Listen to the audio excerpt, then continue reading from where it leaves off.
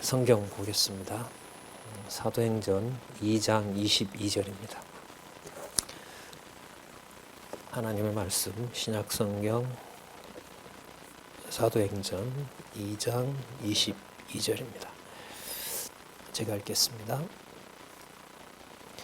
이스라엘 사람들아, 이 말을 들으라. 너희도 아는 바에 하나님께서 나사렛 예수로 큰 권능과 기사와 표적을 너희 가운데 베푸사 너희 앞에서 그를 증거하셨느니라. 22절 우리 한 절만 먼저 보겠습니다. 우리 교재는 성경 강론 15권 7875페이지. 자, 우리 지금 화면에 준비된 데 보면 7875페이지에 22장부터 36절까지 요약이 나와 있습니다. 한번 볼까요? 다윗이 예언대로 부활 승천하여 성령 보낸 것을 알려줍니다. 그러니까 다윗이 예언한 대로 예수께서 부활하셨고 승천하셨고 그리고 하나님께서 성령을 보내신 것을 알려줍니다. 알려주는 이유는 바로 뭐냐면, 자, 그 다음 볼까요? 양쪽 가로 2번이죠. 말씀으로 교회를 설립하기 위한 겁니다. 그러면 지금 읽었던 내용과 연관을 시키면 다윗은 이제 구약의 인물이잖아요. 그럼 구약의 다윗을 통해서 언약하셨던 내용이 바로 교회를 설립하는 사건하고 관계가 됩니다. 다윗을 왕으로 우리가 보통 많이 이해를 하는데 지금 이 사도행전은 꽤 많은 부분에서 다윗을 선지자로 얘기를 하고 다윗이 세웠던 그 나라가 바로 교회를 예루살렘에 창립할 것에 대한 사건과 연관을 시킵니다. 그걸 이제 본문에 가서 살펴볼 거고요. 그리고 말씀으로 교회를 설립하는 것은 앞에 나왔던 언약대로 성령께서 강림하셨기 때문에 아버지께서 아들로 말미암아 또 아들을 통하여 또 아들을 주어로 쓰면 아들인 예수 그리스도께서 아들이 아버지로부터 영을 받아서 보낸 것이 바로 성령입니다. 자, 이는 우리 2장까지 나타난 성령과 말씀에 의해서 교회를 예루살렘에 창립하는 일이 벌어집니다. 그 사건으로 3장에서부터 4장 30절까지는 자, 여기서 이제 우리가 연결을 이렇게 지어야겠죠. 표적과 핍박이 따르는데 표적과 핍박이 바로 하나님께서 그리스도께서 언약하신 성령이 오셔서 아버지로부터 보낸 성령을 보내셔서 진리의 말씀을 전하게 하셔서 교회를 세우시는데 쓰시는 방법이 뭐냐면 표적과 핍박입니다. 표적과 핍박은 이 구조가 마가복음의 낮아진 신분 구조하고 똑같습니다. 낮아진 그리스도의 신분을 소개할 때 낮아진 이분이 하나님의 아들임을 확증하기 위해서 뭘 보여주셨냐면 표적을 보여주셨어요. 그리고 표적을 보여주시고 아버지의 정하신 뜻을 완벽하게 이루는 유일한 분이 아들임을 알려주기 위해서 아들의 순종을 낮아지신 사건으로 보여줍니다. 그래서 표적과 핍박, 그 구조가 사실 구체적으로 마가복음 낮아진 신분 부분에 거의 나온다고 생각하시면 그렇다고 해서 마가복음만 연관되는 게 아닙니다. 표적과 핍박은 이미 요한복음에서도 약속을 하고 있습니다. 너희들이 내 속에 속한 줄 알기 위하여 세상이 너희들을 핍박하는데 세상이 너희들을 핍박할 때 알아야 되는 게 뭐냐 하면 예수님의 약속하신 말씀에 보면 세상이 받아낼 수 없는 구별된 하나님의 교회라는 걸 알려주기 위해서 세상이 받아내지 못하는 것이 바로 세상이 너희들을 핍박하는 것으로 드러난다. 그게 바로 성령의 증거라는 거죠. 네. 자, 이런 과정으로 진행이 되고요. 조금 전에 읽었던 본문 다음에 이제 계속 살펴보면 철저하게 구약에 근거해서 사도들로 하여금 또 베드로로부터 시작해서 다른 사도들의 입을 통하여 예수님께서 부활하셔서 승천하시기 전에 누가복음 마지막에 보면 하셨던 사역이 있죠. 요한복음에도 나오죠.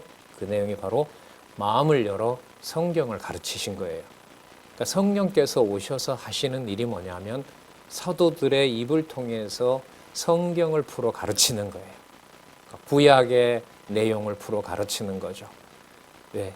예수님께서 부활하시기 전에 누가복음 24장이 마지막 장이잖아요. 거기에 보면 마음을 열어 풀어 가르치신 내용이 나오잖아요. 모세의 율법과 선지자의 글과 시편에서 나를 가리켜 기록한 것이 이루어져야 하리라 한 말이 바로 이것이다. 그러니까 보내실 성령이 오셔서 할 일을 부활하신 다음에 보여주셨다고 보면 돼요. 그러니까 성경 말씀을 그대로 전하게 하셨고 사도들이 기록하게 하셨고 기록물을 우리가 지금 여기 보존된 대로 보고 있거든요. 그리고 보존된 그대로 창세기부터 계시록까지의 내용이 이렇게 반드시 이어져야 된다는 것을 성경신학을 통하여 진짜 저자의 그 설명대로 밀레니엄, 새천년에 2000년 대 교회 역사 2000년이 지난 바로 2014년에 바로 이 창세기 1장 1절부터 요한계시록 21장 마지막 절까지 바로 그 순서대로 그 내용이 바로 살아계신 하나님의 증거다라는 것을 성령께서 기록하신 것을 성령께서 알려주신 일입니다. 자, 그 일을 우리는 지금 2000년 전에 사도들의 입을 통하여 성령께서 하시는 일, 그래서 우리가 성령을 통한 성취, 성령에 의한 성취, 그 내용을 지금 사도행전에서 보고 있습니다. 그러니까 문자 기록이 단지 문자 정보가 아닌 살아계신 하나님의 말씀으로 모두 확정한 역사, 이게 성경신학을 통해서 더 바이블 디알러지, 이걸 통해서 드러났다는 것을 또 한번 생각하시면서 본문에 한 절 한 절 여러분들 확인하시면서 살아계신 증거, 하나님의 놀라운 사역, 또 하나님의 능력 같이 한번 깨닫는 시간이 됐으면 좋겠습니다. 자, 22절을 다시 한번 보면은요. 이스라엘 사람들아, 이 말을 들으라. 너희도 아는 것처럼 하나님께서 나사렛 예수로, 자, 주어가 이제 하나님이시죠. 하나님께서 나사렛 예수로 큰 권능과 기사와 표적을 너희 가운데 베풀어서 너희 앞에 그를 증거하셨느니라. 누가 증거하셨냐 하면 하나님께서 증거하셨어요. 자, 이게 매우 중요하죠. 우리가 복음서 마태, 마가, 누가, 요한부터 사도행전 1장 11절까지 성경 강론집에서 여호와께서가 아닌 예수께서로 주어를 잡았어요. 자, 그런데 요한복음에 오면 그 예수는 누구시냐 하면 하나님이세요. 그리고 성경신학의 성경 기록 목적은 여호와 계십니다. 영원하신 하나님, 전통신학 개념으로 말하면 영원하신 삼위 하나님의 존재가 여호와 하나님의 방법으로 계시된 거예요. 그게 여호와 계시거든요. 그걸 지금 22절은 분명히 얘기를 하고 있어요. 주어를 누구로 잡고 설명을 하나 다시 한번 볼까요? 하나님께서 나사렛 예수로, 여러분 이게 마태, 마가, 누가, 요한입니다. 그러면 하나님을 주어로 넣을 수 있는 근거를 굳이 찾으라고 하면 본성이 신성이신 하나님, 바로 요한복음이 들어가겠죠. 다른 부분도 물론입니다. 왜냐하면 신분에 의한 성취에서도 예수께서는 당신이 하시는 것이 아니라 아버지가 하시는 일이라는 것을 강조하시면서 아버지를 주어로 밝혀주고 있기 때문에 그렇습니다. 마태복음도 마찬가지고요. 자, 하나님께서 나사렛 예수로 큰 권능과 기사와 표적을 너희 가운데 베푸사, 이렇게 나오는데 이 베풀었다는 말을도 좀 찾아보면 좀 관심이 많이 가는 단어예요. 이게 베푸사라는 게 세상을 만드셨다는 거 있잖아요. 세상을 창조하셨다. 그러니까 생기를 불어넣어서 아담을 만드셨다고 했을 때 하나님의 능력으로 무엇인가를 사람이 할 수 없는 것을 만드는 것을 이런 베푸사라고 합니다. 이게 죄송합니다. 헬라어를 좀 쓰면 포에이오인데 여러분 포에이오가 지금은 어떤 말로 쓰이냐 하면 여러분 시를 짓다 이렇게 할 때 바로 이 포에이오입니다. 죄송합니다만 영어로 시가 포에틱이잖아요. 그 포에틱이라는 말이 뭐냐면 뭐 논리적으로 증명을 쫙 하는 게 아니라 순간적으로 뭐 예를 들면 신이나 어떤 자연에 대해서 딱 영감이 온단 말이에요. 음악가들 같으면 뭐 천재 음악가 모차르트 같으면 뭐 4살 때 작곡을 했다고 하니까요. 순간 어떤 장면을 보고 머리에 탁 떠올라요. 그러면 그걸 순간 그 철학자들이 논리적으로 하는 것하고는 완전히 다른 거죠. 그걸 몇 개의 음표 속에 몇 마디 속에 딱 담아내는 거예요. 그게 인간 머릿속에서 이루어지는 창조라는 말이에요. 그게 일반화되어 있거든요.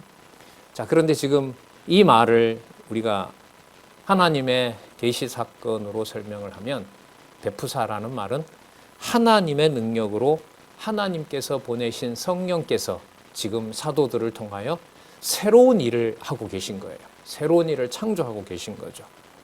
예루살렘에 다윗의 재림을 기다리는 누군 어떤 강한 왕이 와서 로마로부터 우리를 구원해 줄 바로 그 물리적인 힘을 가진 다윗을 기다리는 이 예루살렘에 무엇을 세우시는 거죠? 교회를 세우시는 거예요. 성령께서. 그래서 지금 여기 큰 권능과 기사와 표적을 너희 가운데 베푸셨다. 요 내용은 다른 사건이 아니라 한 사건이에요. 어떻게 되냐 하면 하나님의 능력으로 된 거니까 큰 권능이라고 말하는 거예요. 큰 권능은 하나님의 권능인 거예요. 흙으로 지어 놓는다고 사람이 생기를 저절로 만드는 건 아니잖아요. 하나님이 탁 불어 넣어야 돼요. 그래야 아담이 움직인단 말이죠. 살아있는 영이 된다는 거죠. 자, 그게 바로 아까 베푸사라는 말이에요. 그러면 하나님의 권능이 어떻게 드러났냐 하면 기사와 표적으로 드러난 거죠. 여러분, 이 기사와 표적은 사도행전에서는 거의 한마디로 같이 쓰입니다. 기사와 표적, 표적과 기사로 써요. 그리고 이 의미는 성경에서 지난 시간에 확인했어요. 2장 19절을 꼭 기억하셔야 돼요. 2장 19절에 보면 기사와 표적을 어떻게 표현하고 있냐면 하늘의 기사와 땅의 표적입니다. 땅의 징조라고 표현했죠. 2장 19절에는 그게 낱말이 같은 말이에요. 그래서 하늘의 기사와 땅의 표적이 뭐 하는 거냐면 하나로 만들어지는 거예요. 그러니까 제자들이 말을 통해서 어떤 표적을 일으키잖아요. 그럼 이건 누가 주신 거죠? 하나님께서 다 나사렛 예수에게 본능으로 보여주셨던 일을 살아 계시기 때문에 사도들에게 보여주시는 거예요. 그 누구 사역인 거냐 하면 성령의 사역인 거예요. 그리고 성령은 어디로부터 왔냐 하면 예수님의 말씀에 의하면 이런 구절들은 반복해도 괜찮아요. 요한복음 14장 26절, 요한복음 15장 26절, 요한복음 14장 26절에는 예수께서 아버지께서 너희에게 보낼 성령이 오면, 자 15장 26절, 내가 아버지께로 받은 성령을 너희에게 보내면, 그러니까 아버지 일과 아들의 일이 분리가 되지 않는 것이 성령의 역사입니다. 그 성령의 역사가 예루살렘을 실체 예루살렘을 만들기 위해서 예루살렘에 놀라운 일을 보여주는 거죠. 그 놀라운 일의 실체가 교회 창립이에요. 교회 창립입니다. 그러니까 전통적으로 삼위 하나님이 이 땅에 예수님 오시기 전에 마지막으로 보여주는 계시가 뭐냐면 교회 설립이에요. 참 많이 들었고 참 우리 성경신학에서 진짜 강의가 수천 개니까요. 뭐 반복해서 들은 경우로 보면 뭐 10,000번이 넘을 수도 있겠죠. 그렇게 확인한 것만 보더라도. 그런데도 이 교회 부분은 마지막 교회 개혁론을 지나면서 우리에게 관심이 들어오게 된 거죠. 그 세상에 하나님을 알 수 있는 실체를 창립된 교회 실체를 빼고 가정교회의 설립을 빼고는 말할 수 없는 비밀이 바로 지금 여기에 나타나는 거예요. 참 계속 볼게요. 이 놀라운 구절입니다. 이 구절이 하나님께서 나사렛 예수로 큰 권능과 아까 말씀드린 것 가지고 좀 쓸까요? 하늘에 있는 기사와 하늘에 있는 기사를 땅에 있는 표적으로 완성하셨어요. 하나님의 교회를 위하여 누구 가운데? 너희 가운데, 성도들 가운데, 예루살렘 성도들 가운데 베푸셨어요. 교회를 만드시기 위해서, 실체를 만드시기 위해서 새로 만드신 거예요. 누가 만드셨어요? 주어가 하나님께서. 이렇게 돼요. 자, 너희 앞에서 그를 증거하셨느니라. 하나님께서. 마찬가지로 그가 하나님의 정하신 뜻과 그는 예수 그리스도 나사렛 예수를 말합니다. 하나님의 정하신 뜻과 예정이죠. 미리 아신 대로 예지죠.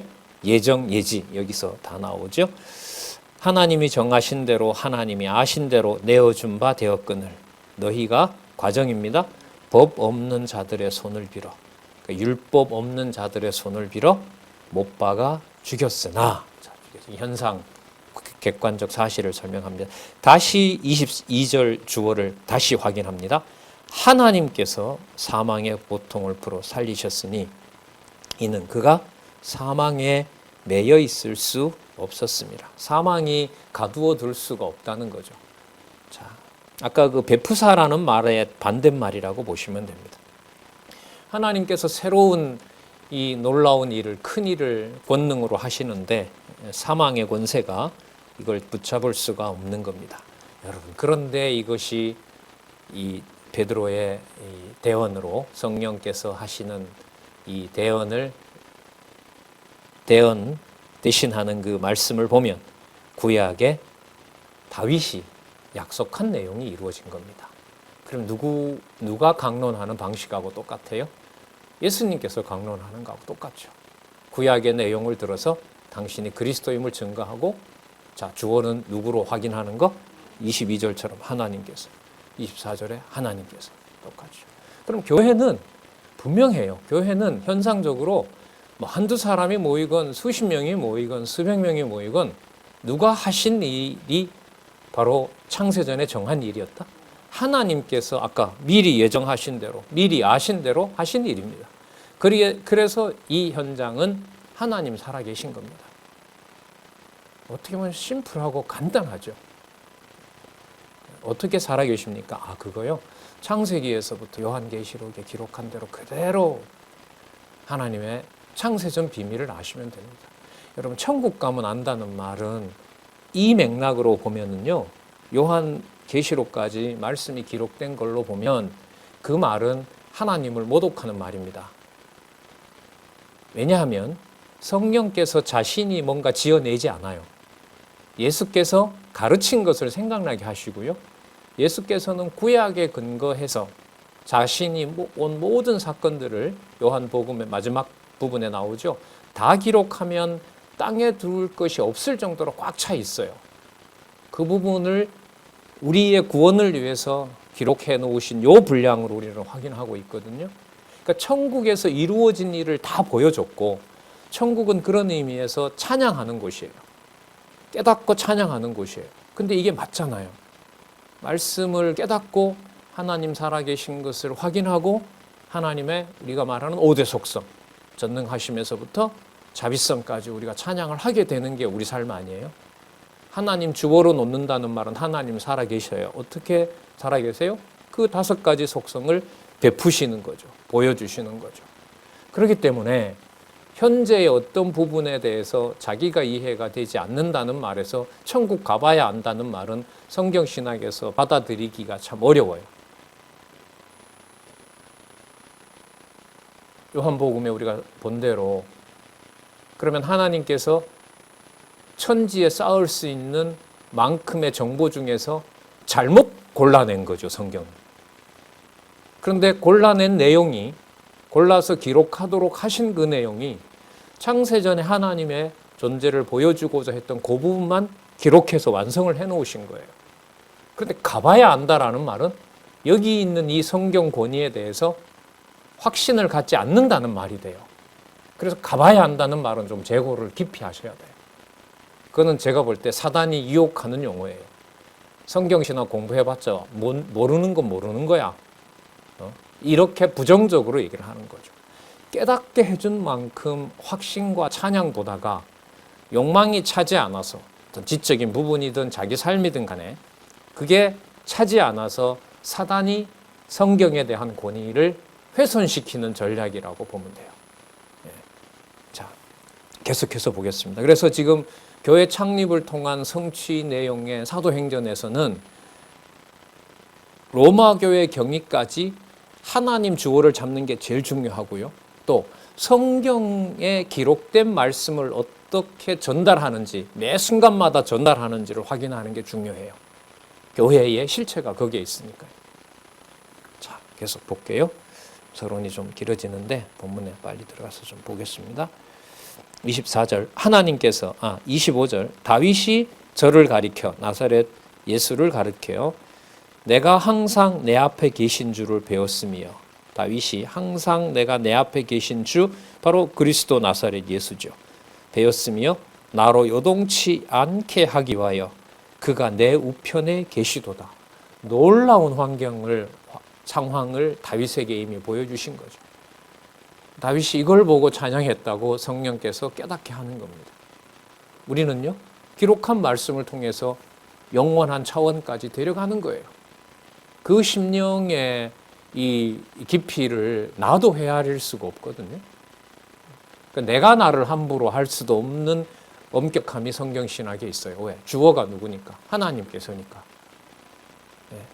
깊이 우리가 이제는 완간되고 또한 드러난 실체인 이 성경 권위에 대해서 깊이 좀 생각하고 그야말로 우리가 묵상을 좀 하는, 성경을 통해서죠. 그건 성경을 보는 방법밖에 없어요.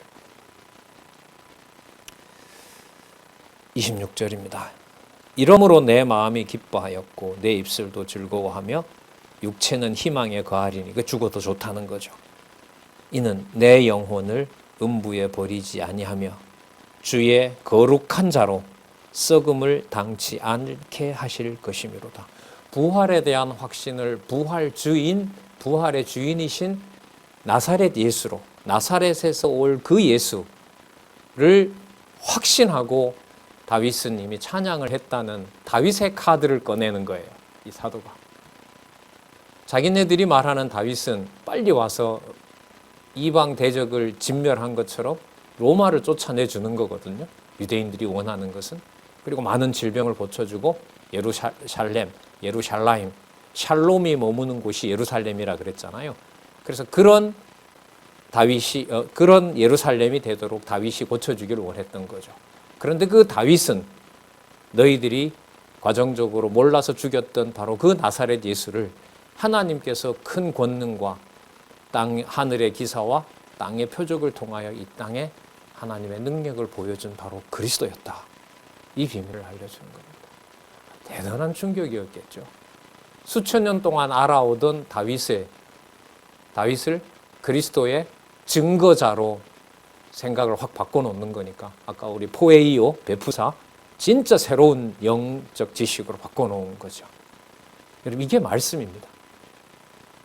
오늘 보는 말씀과 내일 보는 말씀이 같은 것은 뭐냐면, 여러분들과 제 생각을 문법적으로 보면 누구를 주어로 만들어 놓고 회복해주고 하나님께서로 돌려놔주고, 보이는 세상의 일들을 누가 하시는 큰일을 여호와 하나님이 하시는 큰일로 회복시켜 주는 거.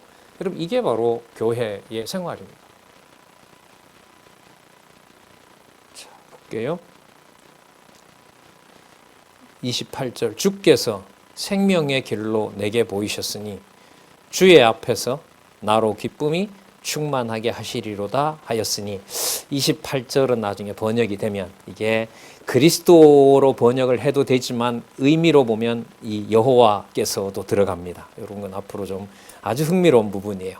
주께서 생명의 길로 내게 보이셨으니 주의 앞에서 나로 기쁨이 충만하게 하시리로다. 그러니까 구체적인 확신은 내 주께서, 아버지 우편에 계신 내 주께서 말씀하셨는데, 전체 주어로 보면 이걸 누가 하신다고 얘기를 해요? 하나님께서 하신다고 해요. 여러분, 그러니까 성부가 성자를 낳았다라고 가르치지 성자가 성부를 낳았다고는 가르치지 않아요. 절대로 가르치지 않습니다. 그러니까 아버지가 아들이고 아들이 아버지고 이런 말도 함부로 한다는 것은 성경을 모르는 거예요. 성경은 분명히 아버지가 아들을 낳았다고 하지 아들이 아버지를 낳았다고 하지 않습니다. 그렇게 막 섞는 게 아니에요. 그래서 분리도 되지 않지만 구분도 안 된다고 전통 개혁신학자들이 얘기하죠. 그리고 혼돈된 것도 없다. 그걸 성경을 통해서 이제 증명하지 못한 것이 이제 난점으로 남아 있었고, 기독교가 머리 셋 달린 뭐 이상한 그 귀신을 믿는 종교다라고 그런 막 공격까지 받고 있는 거죠. 지금도 그렇게 비난하고 있죠, 이 철학자들이. 자, 성경을 깨달을 수 없으면 당연히 나오는 소리입니다. 그래서 진리의 말씀이 바로 영적 무장의 증거가 되는 거죠. 29절, 형제들아 내가 조상 다윗에 대하여 담대히 말할 수 있노니 다윗이 죽어 장사되어 그 묘가 오늘까지 우리 중에 있도다. 다윗은 그러니까 묘를 봐라, 죽었지 않느냐. 그런데 그가 썩지 않을 자 그리스도를 증거하였고 그도 앞으로 어떻게 된다? 부활할 것에 대해서 이미 증거했다. 자, 그럼 지금은 부활하신 주를 설명하는 거죠. 그리고 우리의 부활도 약속하는 내용으로 이제 이어지는 거고요. 30절. 자, 그는 다윗은 누구라? 선지자라.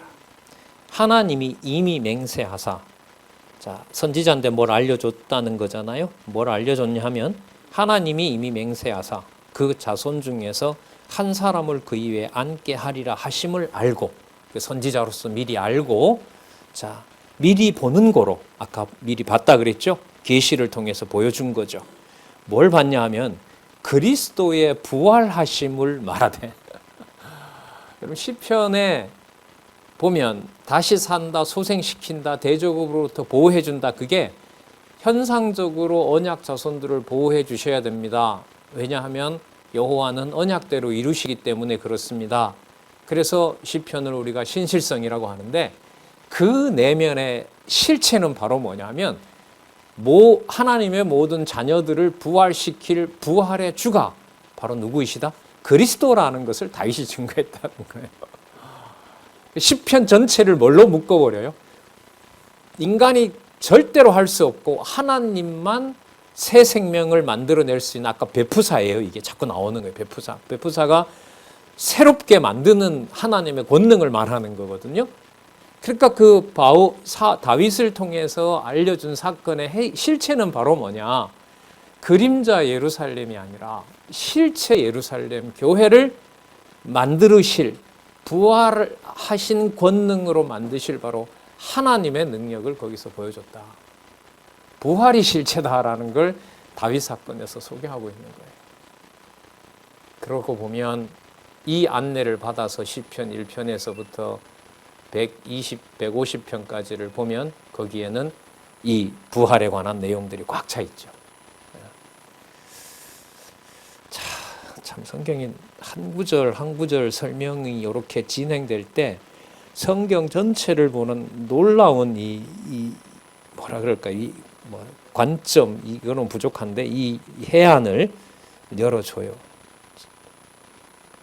자, 31절. 미리 보는 거로 그리스도의 부활하심을 말하되 저가 음부의 버림이 되지 않고 육신이 썩음을 당하지 아니하리라 하더니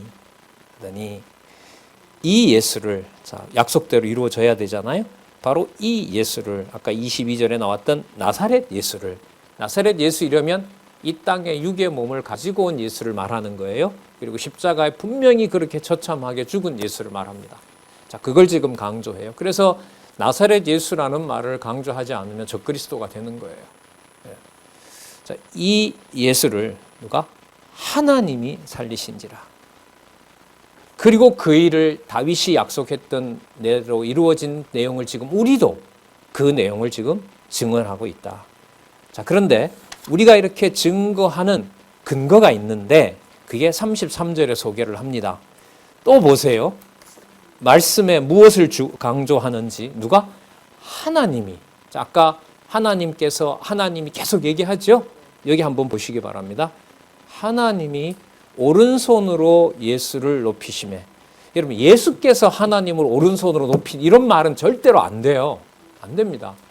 하나님이 오른손으로 예수를 높이심에 그가, 자, 성부 나왔죠? 성자 나왔어요. 맞죠? 예수를 높이심에 그가, 예수께서예요. 그가 약속하신 성령을 누구로부터 받아서? 아버지께 받아서, 그 다음 보세요. 너희 보고 듣는 이것을, 여러분, 이건 요한복음으로 말하면 요한복음 17장에 근거해요. 창세전에 내가 아버지 안에, 아버지가 내 안에, 그들도 우리 안에 있었던 것을 아버지께서 아시오니 저들을 버리지 마시고 영광을 받아주십시오. 그래서 성부 하나님, 성자 예수님, 약속하신 성령 하나님을 아버지께 받아서 너희 보고자, 성도들이 들어옵니다. 이게 바로 예루살렘 교회의 실체인 거예요. 너희 보고 듣는 이것을 뭐 해주셨다? 부어주셨다. 이게 여러분 아까 베푸사예요. 생기를 불어넣어 주신 거예요. 이걸 여러분 신학에서는 여러분 중생이라 그러죠. 중생이라 그럽니다. 자, 너희 보고 듣는 이것을 부어 주셨느니라. 참 놀라운 구절이죠. 33절도 다윗은, 자, 여기에 대해서 예수를 높이심에 대해서 이것을 또 성경에 근거를 듭니다. 다윗이 어떻게 했냐면 예언했다는 거예요. 자, 어떻게 예언했나 볼까요? 다윗은 하늘에 올라가지 못하였으나 친히 말하여 가로되 주께서, 이건 여호와께서입니다. 내 주에게 그리스도십니다. 자, 주께서, 여호와께서 그리스도에게 말씀하시기를 내가 여호와께서 내 원수로 내 발등상 되게 하기까지, 그러니까 모든 원수들이 이 땅에 모두 드러날 때까지 내 우편에 앉았으라. 왜? 다 모이게 되면 그들을 전부 다 그 그리스도가 진멸할 때, 그때 진멸할 때가 오면 그때 내가 보낼 것이다. 그걸 다윗이 이미 봤다는 거예요. 그러니까 어디까지? 세상 마지막 심판까지. 그러면 지금은 어떤 시간이냐 하면 세상 심판이 이루어지고 있고 마지막 심판하러 그리스도가 재림하시는 걸 우리가 기다리는 시간이죠. 그런 입장에서는 똑같은 거예요. 다윗도 재림은 못 받고 우리도 재림을 못 받고 사도들도 못 받고, 하지만 앞으로 꼭 이루어질 일, 자, 내 발등상 되게 하기까지는 내 우편에 앉았으라 하셨도다 하였으니, 자, 결론을 보시기 바랍니다. 교회가 세워지도록 하신, 교회를 세우도록 하신 그 교회의 지표가 하나님의 말씀이라 그러잖아요. 자, 보시기 바랍니다. 그런즉 이스라엘 온 집이, 여러분, 그러면 이때 이스라엘은 그림자일까요? 실체일까요? 실체죠. 이제까지 말씀하신 성령께서 주관하시는 바로 그 실체, 교회라고 할 수가 있겠죠. 그런즉 이스라엘 온 집이 정령 알지니 너희가 십자가에 못 박은 이 예수를, 자, 주어가 또 나오죠. 33절처럼 하나님이 주와 그리스도가 되게 하셨느니라. 여러분, 이 되게 하셨느니라가 아까 베푸사라는 말하고 똑같아요. 큰 일을, 실체적인 일을 하나님께서 어떻게 했다? 창조하셨다. 이렇게 보시면 돼요. 그러니까 그림자가 언약이고 실체가 성취임에 분명하지만 성질로 보면 물과 포도주의 성질입니다. 그러니까 그림자로 이 세상에 드러난 예루살렘 교회를 실체로 보는 것은, 보시는 것처럼 성령을 아버지께 받아서 그리스도가 보내셔야만 알 수 있는 겁니다. 그게 제자들에게도 하늘의 기사와 땅의 표적으로 이 땅에서 성취되는 역사가 지금 사도들에게도 먼저 이루어지는 겁니다. 36절 결론 기가 막히죠. 아까 22절부터 했던 내용들이 논리적으로 계속해서 일관되게 이스라엘 온 집이, 교회가 정녕 알아야 될 것은 뭐냐 하면 십자가에 못 박은 이 예수를, 자, 죽은 이 예수를 하나님께서 부활하게 하셨다라는 말씀, 그 효능은 뭐냐 하면 주와 누가 되게 하셨다? 그리스도가 되게 하셨다. 그래서 우리가 기도할 때 하나님 우리 아버지와 주 예수 그리스도라고 고백하는 것은 성경에 근거한 핵심 개념을 복음 증거 차원에서 확인하는 겁니다. 주 예수 그리스도의 연하와 하나님의 사랑과 성령의 교통하심이 너희 무리와 있을지. 여러분 이게 그렇게 어떤 형식에 사용하는 그런 개념이 아닙니다. 그렇게 말을 해놓고 교회는 자기 마음대로 움직이려고 하면 그 기록된 말씀을 스스로 훼손하는 일이 되는 거죠. 엄격한 하나님의 말씀입니다.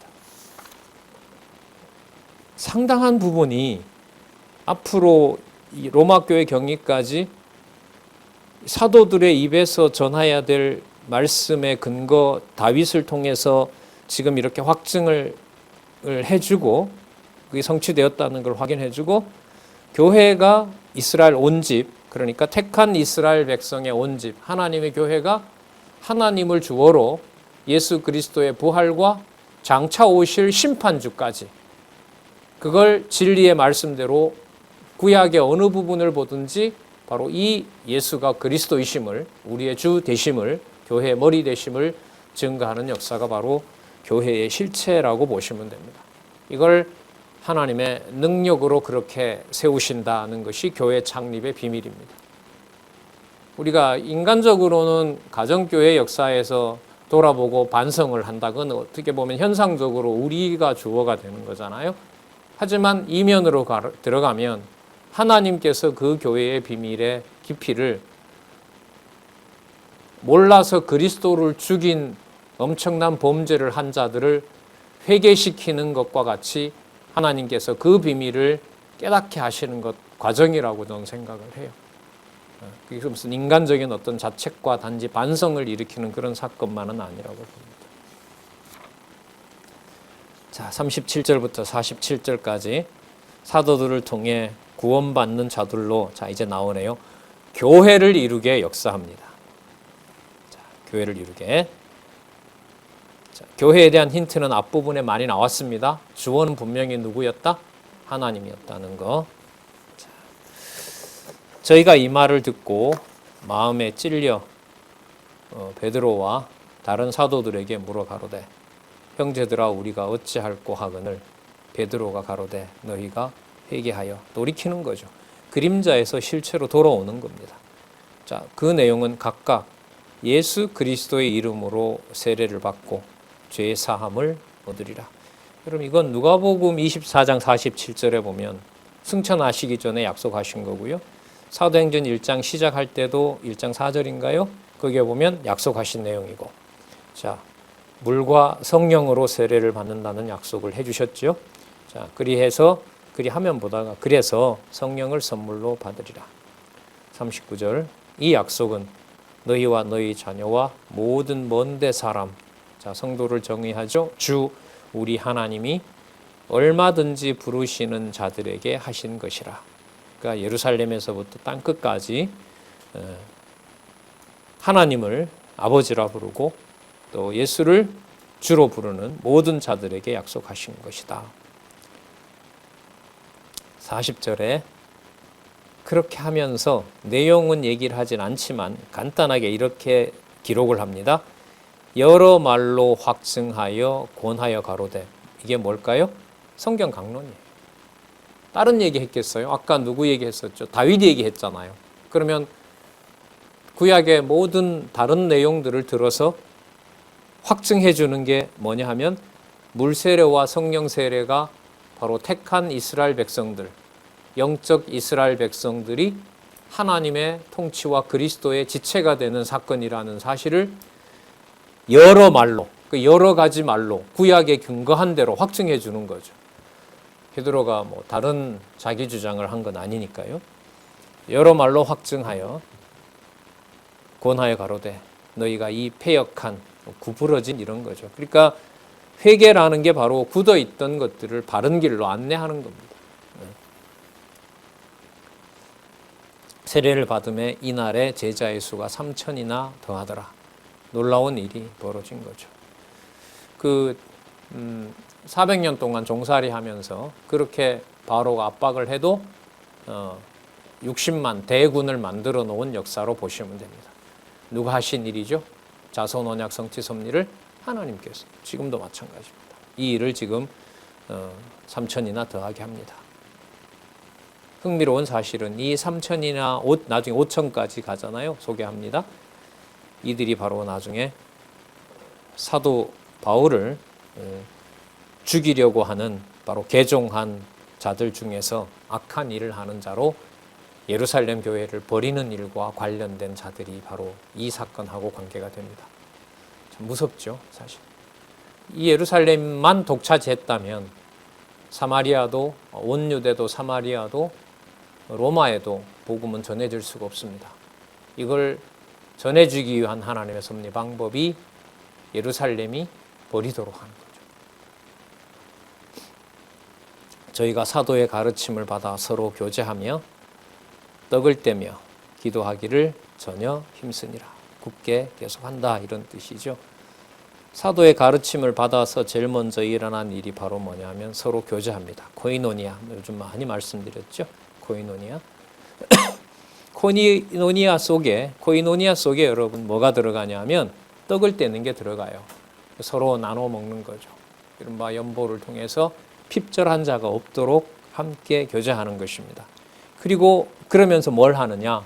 자, 생존하는 이유가 뭐 하기 위한 거냐 하면 기도하기에 힘쓰는 거죠. 기도하기를 힘쓴다는 말은 무슨 일을 하나님께서 깨닫게 하는지를 아까 말씀 보는 시간 아니면은 말씀 전하는 시간, 말씀 전하는 자들이 다시 깨닫고 다시 구약의 말씀을 들어보는 것. 당시로 보면 뭐 누구나 다 여러분이 성경을 볼 수 있는 게 아니에요. 지금 이게 우리처럼 책 펴놓고 베드로가 강론한 게 아닙니다. 구약에 알고 있는 지식들을 베드로가 본문의 근거에서 쭉 얘기를 하고 있는 거예요. 얘기를 하고 있는 거죠. 이른바 그게 이제 성경 강론인 거고요. 자, 그 강론을 통해서 진리를 깨닫고, 그러면 지금 이 일이 벌어지는 것이 베드로나 사도들이 하는 일이 아니라, 예수의 제자들이 하는 일이 아니라 하나님 살아계신 증거가 되는구나. 그걸 확증하는 거죠. 그러다 보니 그 일들이 이루어지기를 마음에 쓰고 마음에 신경을 쓰는 것이고, 그 일을 기도할 수밖에 없는 거죠. 우리도 마찬가지죠. 이 복음의 말씀이 전해지도록 기도하는 것하고 똑같습니다. 자, 43절. 사람마다, 자, 번역을 새로 했죠. 모든 심령에 두려워하는데 사도들로 인하여, 자, 기사와 표적이 많이 나타나는 말을 또 합니다. 하늘의 기사와 땅의 표적을 또 얘기를 해요. 왜 이런 얘기를 하냐면 사도들이 성경을 풀어서 가르치는 그 일이 그리스도께서 살아 계셔서 그리스도가 하시는 사역이라는 것을 보여주는 증거가 일반 사람들이 할 수 없는 기사와 표적을 행하도록 하시는 거죠. 누가 하시는 거냐 하면 부활 승천하신 나사렛 예수의 이름으로 하는 겁니다. 그러니까 부활 승천하셔서도 계시지 않는 것이 아니라 항상 존재한다. 요한계시록에 가면 그렇게 소개하죠. 이전에도 계셨고 시방도 계시고 장차 오실 이 시간을 초월해서 항상 존재하는 영원한 존재로서 설명을 하는 겁니다. 그 증거가 기사와 표적입니다. 기사와 표적, 2000년 전에 보여줬던 기사와 표적이 기록된 말씀으로 2000년 후에 우리가 보는 기사와 표적, 글쎄요, 영원한 차원에서는 별 차이가 없습니다. 지금은 왜 안 하실까요? 성령께서 하시고자 했던 표적과 의도를 요한계시록까지 다 기록해 놓으셨으니까 다른 부차적인 다른 일들을 할 필요가 없는 거죠. 그리고 그 일어나는 일이 만약에 있다면 일반 눈총적으로 얼마든지 일어날 수가 있습니다. 물론 사단이 일으키기도 하고요. 영의 분별이 그래서 매우 중요하다고 하잖아요. 그 모든 일들은 기록된 말씀의 권위가 분명하다는 것을 확인해 주는 그런 일들인 거지, 그게 일어났기 때문에 성경이 확증이 된다는 건 아니에요. 그래서 요즘 많이 또 강조하는, 또 다음에 이제 학회에서도 제가 논문을 냈고 다음에 기회가 되면 이제 발표할 텐데, 성경 권위라는 말을 많이 할 수밖에 없어요. 그 세상에 일어나는 모든 일들이 주 예수 그리스도의 몸된 교회와 연관시키면 성경 권위가 교회를 세우기도 하고 무너뜨리기도 하고 거짓 교회를 드러내기도 하는 일들을 다 하시는 거거든요. 자, 45절 또 재산과 소유를 팔아 각 사람의 필요에 따라 나눠주고. 자, 그럼 아까 교제하며라고 하는 코이노니아의 일들이 일어나는 거고요. 46절 볼까요? 날마다 마음을 같이 하여 한 마음이 되고 한 뜻이 되는 거죠. 성전에 모이기를 힘쓰고. 성전에 모이는 것은 성전에 모여서 말씀 듣는 거죠. 예수께서 요한복음에 보면 성전에 가셔서 하시는 일이 뭐였습니까? 가르치시는 일이었죠. 그러니까 성전이 제사 지내는 곳이 아니라 성전이 진리의 말씀을 깨닫고 제사장뿐만 아니라 모든 택한 백성들이 여호와를 찬양하는 곳이 바로 성전인 거예요. 그리고 그 성전이 우리 몸이 성전이라고 얘기를 하시잖아요. 고린도 교회에 대해서 말씀하시는 거 보면 그 말씀을 깨닫고 각자 처한 어떤 곳이든 간에 로마든 뭐 아시아든 간에 모든 성도들이 여호와를 찬송하는 것. 그게 실체적인 산제사 예배로 참 예배로 신령과 진정으로 드리는 예배로 이루어지는 겁니다. 그럼 이 모든 게 여러분 요한복음에 약속하셨던 대로 그대로 이루어지는 겁니다. 그 실체가 이 땅에 이제 두세 사람이 함께하는 가정교회로부터 시작이 되는 거고요. 그 비밀을 우리는 뒤늦게 알아가고 있는 겁니다. 날마다 마음을 같이하여 성전에 모이기를 힘쓰고. 자, 그리고 집에서는 떡을 떼며. 집에서 떡을 뗀다는 말은 여러분 가정을 뭐로 보는 겁니까? 무엇의 연장선상으로? 그리스도와 제자들이 함께 떡을 떼고 포도주를 마셨던 코이노니아. 그 코이노니아의 실체를 어디에서? 집에서. 뭘 하는 것으로? 떡을 떼는 일로. 떡을 떼는 것이 단지 식사 문제가 아니잖아요. 지금 이 맥락에서 보면. 떡을 떼며 기쁨과 순전한 마음으로 음식을 먹고. 자, 기쁨과 순전한 마음은 기쁨과 깨끗한 마음이 구약의 백성 유대인이라는 그 조건으로 되는 게 아니란 말이죠. 그 기쁨의 주체가 우리끼리만 먹는다라는 게 있는 것도 아니고요. 유대인이라고 해서 순전하고 깨끗한 것도 아닌 거예요. 그래서 아까 주어가 하나님이셨고 약속하신 성령을 보내서 아까 뭐 했다 그랬죠? 베푸셨다 그랬죠. 아까 그리고 무슨 세례 얘기하셨어요? 물 세례와 성령 세례가 따른다고 했죠. 그럼 정결하게 된 겁니다. 누구의 사역으로? 성령의 사역으로. 자, 진짜 뭐 한 구절 한 구절이 속에 성경 전체가 지금 다 들어오는 기분이에요. 자, 47절. 하나님을 찬미하며. 당연하죠. 가정교회와 모든 지역교회, 양육교회가 하나님을 찬미하는 거죠. 또 온 백성에게 칭송을 받으니, 그러니까 나눠주는 그 식탁, 그걸 함께 베푸는 그 식탁의 교제 사건도 일어났고요. 그리고 온 백성에게 칭송을 받으니, 이때 온 백성은 제가 봤을 때는 뭐 이스라엘 전체가 아니에요. 왜냐하면 대적하는 세력들이 있기 때문에. 그러니까 신분, 고하, 혈육 이런 걸 다 초월해서 신령한 의미에서 이스라엘이라는 의미에서 온 백성에게 칭송을 받으니. 자, 이 일을 주어를 다시 확인하면서 결론을 짓습니다. 오늘 시작할 때부터 읽었던 하나님께서처럼 여기서는 주께서, 이 번역은 제가 볼 때 여호와로 가야 돼요. 그러면 여호와 계시로 딱 맞아요. 오류 없이. 근거도 확실하고요. 주께서 구원받는 사람을 날마다 더하게 하시니라. 자, 교회가 무엇이고 교회에서 무엇을 하게 하시고 교회의 목적이 어디에 있고 전부 다 오늘 우리 22절에서부터 47절까지 너무나 선명하게 모든 교회의 비밀들이, 교회 생활의 비밀을 우리는 여기서 알 수 있습니다. 따라서 사도행전은 이 부분을 보더라도 바로 교회 창립을 통해서 부활 승천하신 이가 여전히 살아계신 것을 그가 아버지로부터 받은 성령께서 오셔서 증가하신 내용이구나. 그걸 우리는 진짜 한치의 착오도 없이 모든 개념에서 다 살펴봤던 겁니다.